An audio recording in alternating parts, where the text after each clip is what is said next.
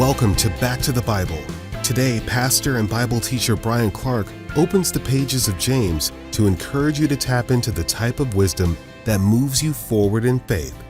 Later, Kara Whitney and Arnie Cole will join Bryan for a discussion about recognizing the difference between heavenly and worldly wisdom. Now let's go to Bryan Clark with today's study from James. You remember in chapter 1, James told us that all temptation ultimately appeals to the lust within us. And we define that as the core lust within us is this desire, this lust to be my own God, to make myself significant, to give myself value, to run my own show. The philosophy of this world is that which seeks to make us significant, to give us value, to give life meaning apart from God. So it's earthly, it's natural, it's without the Spirit of God. And lastly, it's demonic. All you have to do is go back to Genesis chapter 3. You can pick up the dialogue. The architect of the value system of this world is none other than Satan himself, where he tells us, hey, life would be better with you in charge, with you being your own God, with you running your own show. So that's what he's talking about. This wisdom that creates within us this need to be so selfish, to canvass for votes, to make every day about me, isn't rooted in God's value system. It's rooted in the value system of this world. It's earthly, it's natural, it's demonic. Well, what is the result of that? Verse 16. For where jealousy and selfish ambition exist, there is disorder and every evil thing. Where jealousy and selfish ambition, where life is defined by this driving selfishness within me, there is disorder. That's another political term. It means political unrest. It means chaos. It means this restlessness. It's really not too hard to define that term in our current culture. There's a lot of that going around. There's just this sense of restlessness. There's this chaos. We find ourselves wondering, is it possible that anybody's going to come together to provide any kind of a meaningful solution?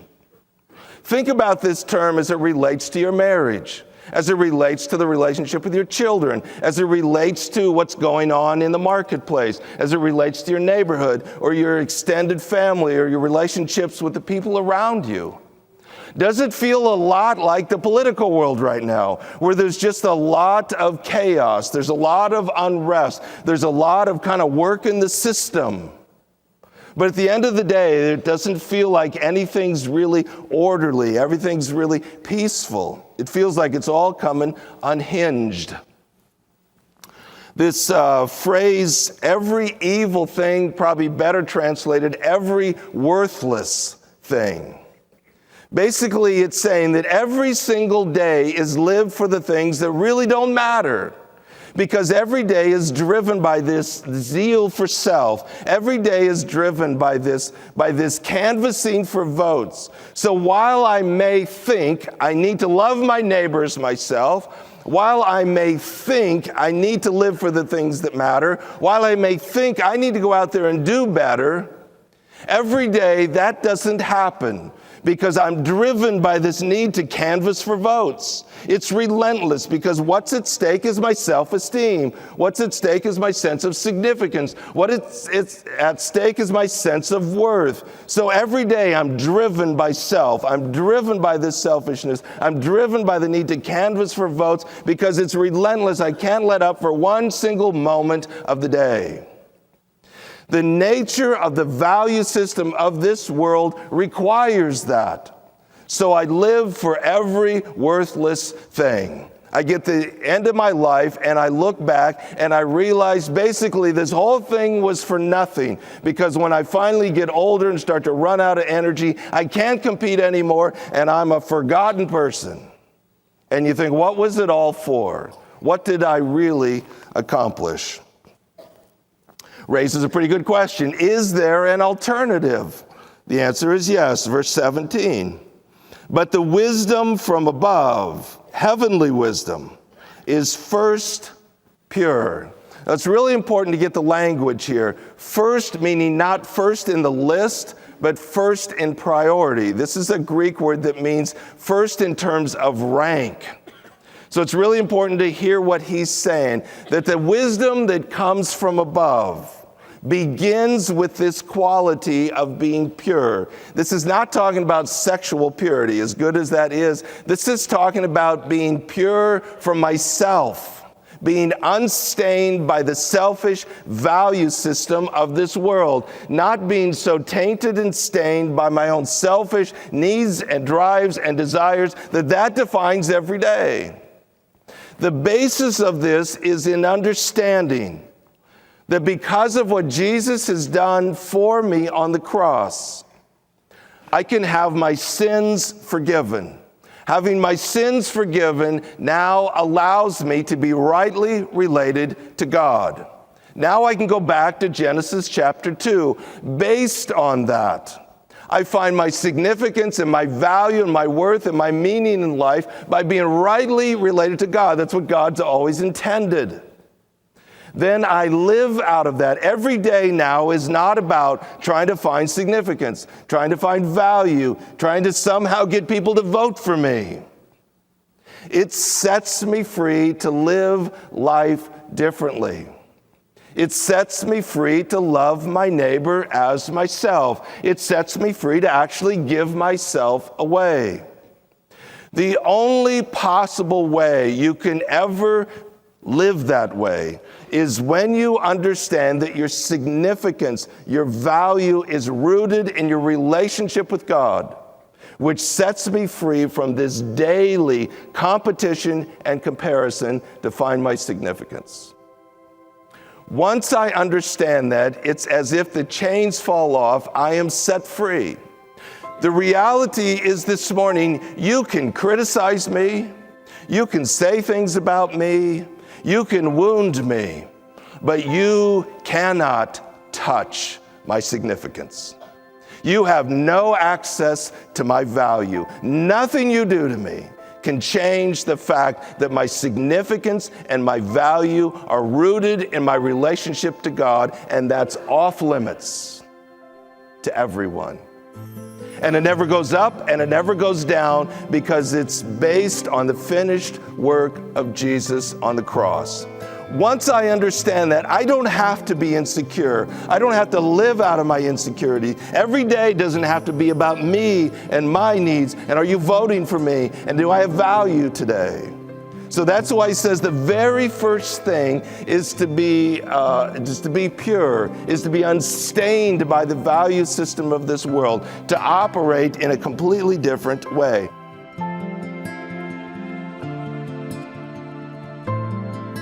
You're listening to Back to the Bible. If you'd like to listen again, visit backtothebible.org. That's backtothebible.org.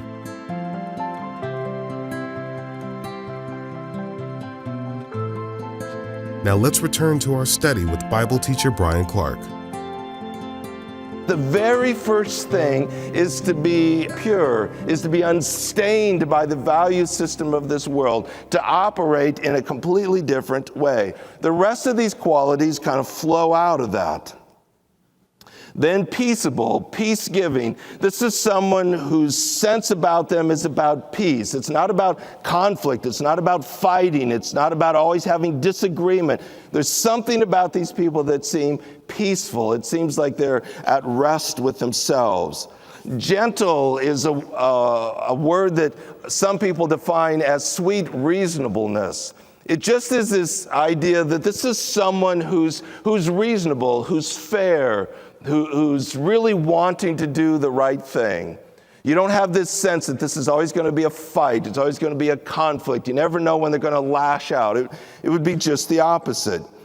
The word reasonable there is basically talking about someone who is willing to surrender, somebody who's willing to yield, somebody who's willing to give in. Again, oftentimes the reason we lock up is because of our selfishness, because of our insecurities, because we're canvassing for votes. I can't afford to back down, or somebody won't vote for me. Because when I back down, what I'm backing down is my self-esteem. I'm backing down my sense of value. I have to win this thing. When we are set free from that, we enter into life in a completely different frame of mind. This isn't about winning. This isn't about competing. This is really being set free to care about other people and to listen to other people and to be willing to surrender and to yield and to enter into this from a completely different frame of mind. Full of mercy and good fruits. Full of mercy, controlled by mercy is what that means. That we are characterized by mercy and grace. Full of good fruits would be things like kindness and love and compassion and things like that. Unwavering without hypocrisy. This unwavering carries the idea of just being steady. There's a sense in which you are the same day in and day out. It's not that one day you're nice and the next day you're crabby, and one day you're willing to get along and the next day it feels like a fight. You know, those of us that like to hang around the horse world understand there's a huge difference between a horse where every time that you bring it in and saddle it up, a horse that's gentle and wants to cooperate and is easy to ride versus one who one day likes to get along and the next day everything feels like a fight. It just becomes very unsafe. It becomes very unpredictable. Well, that's kind of the idea he's talking about. Unwavering means that we're the type of people that just are steady, and there's a sense about us that seems like it's at rest and it's peaceful. The word hypocrisy is a really interesting Greek word. It means literally to wear a mask. It was taken out of the Greek theater that carried the idea that when you were in a Greek play, you would wear a mask. And so hypocrisy was wearing a mask and pretending to be someone you really aren't, fulfilling a role. So the idea of hypocrisy is the idea that I'm wearing a mask, that I pretend to be this person one day and this person the next day, but there's no real authenticity. You get the sense this person's putting on a show, and you're never quite sure day in and day out what the show's going to be. If I was going to take all the characteristics in verse 17, maybe bring them together, I would say it describes a person that is safe. A person that is safe. A person that just feels safe. There's this strength within them that leads to this sense of gentleness. You feel they're strong, but they're gentle. They're kind. They're compassionate. They're good. They're about peace. They're about getting along. They're about genuinely loving you and caring about you and listening to you. You don't have this sense day in and day out that they're going to be one thing one day and one thing another. Everybody wants that in a relationship. They want a relationship with someone who's safe. And James is saying the source for that is when our wisdom comes from God, heavenly wisdom. Verse 18, and the seed whose fruit is righteousness. In other words, the seed that produces righteousness. That's what everybody wants. How is that sown? Well, it's sown in peace by those who make peace. What James is saying here, we're going all the way back to the beginning of this text. He's saying that those people who are speaking into your life, that are sowing this seed, if this is a seed that's going to produce righteousness, it will be sown in peace by those who make peace. In other words, he's asking them to revisit the influencers who have taken charge, who are creating disorder, who are creating partiality, who are creating this political unrest. And really asking, do you really think that's going to produce in you what you really want produced in you? This text really comes back to asking the question, where is that coming from? Look at your marriage. Look at your relationship with your kids. Look at the relationship with your extended family. Look at your relationships in the marketplace, your relationships with your neighbors, your relationships with your friends. And ask yourself, are they defined by this sense of quiet strength? Would those people say, yeah, when I think about you, I think about someone who's safe, someone who seems like they have this inner strength, someone who's about kindness and compassion and peace and mercy and grace, that I feel safe around you. I never feel like I'm gonna experience your wrath. I never feel like you're gonna lash out at me. You're the one place I can go, and I feel like you're a sense of refuge. If that's true, then your wisdom is coming from God. You've sourced yourself in that which produces such behavior. Your well is producing fresh water because your well is tapped into that which is fresh. If you find yourself struggling with what's coming out of your mouth, struggling in your marriage, struggling with your children, struggling in your relationships at work, struggling with what's going on the inside, the question you need to be asking is, where is that coming from? If all you're trying to do is somehow work on the behavior, that's like putting the towel around the window where it's leaking. You're just trying to manage that, but you're never really going to accomplish anything until you get to the source. So each one of us needs to kind of assess our own lives and ask ourselves the question, where is that coming from? Who am I allowing to speak into my life? Who am I listening to? It's amazing to me how vulnerable all of us are to the voices of the culture, when oftentimes those voices are coming from people whose lives are a mess. People whose lives are a mess seem to feel the need to tell everybody else how to live. And oftentimes we're listening to them. Those voices bombard us at work. They bombard us over the media. They bombard us in so many ways. And we need to be asking the question, well, let's look at that person. Let's look at that person's marriage. Let's look at that person's family. Let's look at that person's life. Is that really the person I want to be listening to? When we look at behaviors that are chaotic, they create disorder, they're creating disharmony, they're breaking down my relationships, everything feels like it's coming unraveled. We need to be asking the question, where is this coming from? And what will it take to learn to think differently? It's unreasonable to think, if every time I go to the water fountain, it's salt water, that if I keep going enough times, it's eventually going to be fresh water. The well is filled with salt water. That's all you're going to get. If that's what's coming out, you need to change fountains.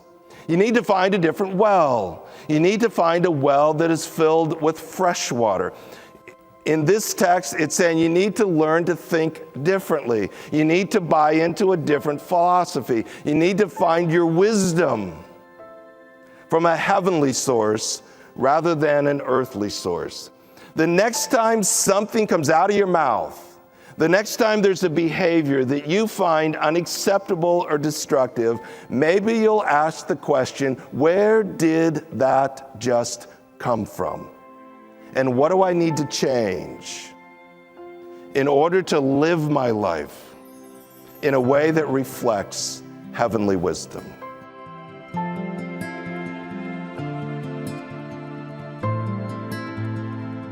Now let's join Bible teacher Bryan Clark in the studio with author Kara Whitney and Back to the Bible CEO Arnie Cole.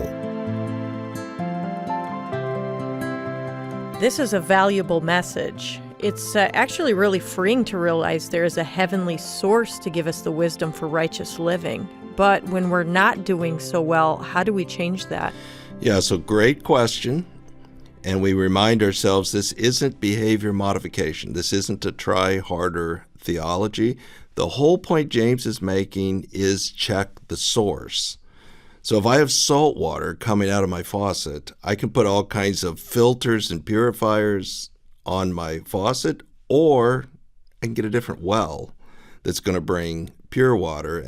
That's the analogy he's making. So for us, it's like, who are the voices I'm allowing to speak into my life? Who is it that I'm listening to? Because that's what he's talking about as a source.